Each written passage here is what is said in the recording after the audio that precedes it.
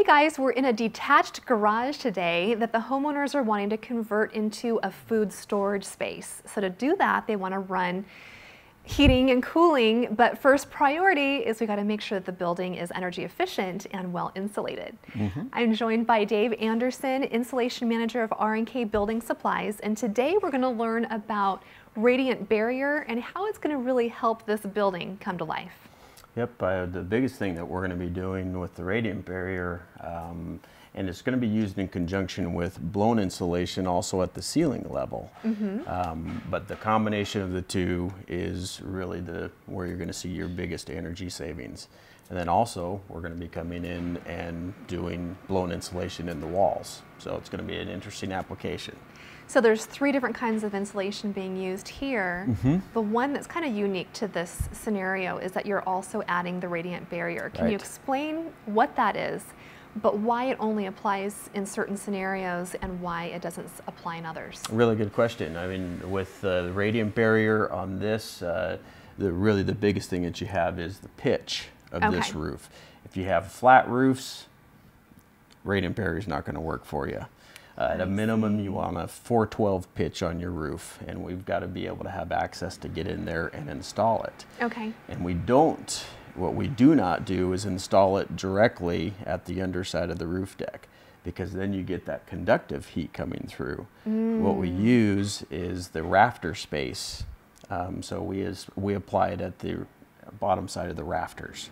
So the space that's in between is air, or do you add additional insulation in there? And that air comes down to the eave vents, and that convective air movement gets that through there. So you use that airspace as part of the insulation.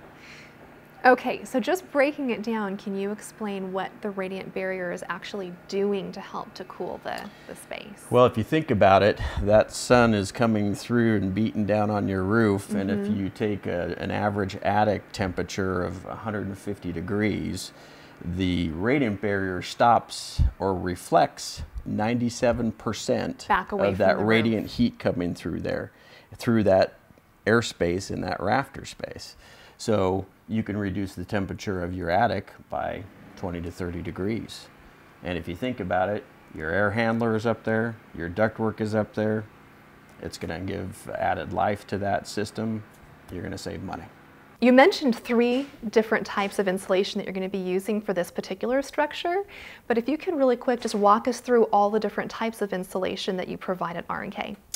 Well, there's a lot of different types of insulation out there, some more suited for new construction, such as foam. There's open cell foam, closed cell foam. There's fiberglass bats. There's blown cellulose. The cellulose is recycled newspapers and phone books. The fiberglass that is manufactured uses 30% post-consumer glass. So both cellulose and fiberglass are very green products. The one project that we're working on, we're using radiant barrier, which has been around for a long time, but we're going to be applying that here, and it's in Arizona. If you think about it, it should work fantastic. You know, in a moment we're going to have an opportunity to see some of that insulation being installed in this structure, but can you tell us how it is that you're able to go into any building and work with the homeowner, provide the education so that they have a peace of mind as to what kind of insulation you're recommending on their project? Well, a lot of the houses, any house that's older than 5 years old, I would suggest either the homeowner get up there and measure how much you have. Just take a ruler, stick it down until you hit the sheetrock and measure how much you have, and you could even call us with that, or call us, we'll come out and do it and give you free estimates. But visually seeing what type of material you have, and then also how much you have, then we can recommend what we need to bring it up to. Now, R&K is a family-owned business, and with that you deliver high-quality service, but you're also able to remain competitive. Sometimes even more so than the big box stores? Oh yeah, you think about it. We are able to work with our manufacturers and deal directly with them. So our purchasing power has something to do with that. Our attention to detail, and we're able to focus more on the customer than some of these other bigger companies would. R&K has been around since 1974, and we plan on being there. If you come back and there's any issues whatsoever, we're there to take care of you. You know, being family owned and being able to give that extra care to your customers, you know, is an obvious plus.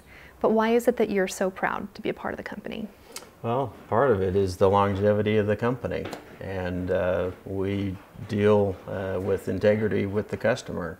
I'm not going to sell you something you don't need, and we want to see and have you be happy with us when you leave, and that's going to lead you to tell your friends and family about us, and we're going to get return business. So you win, we win as well.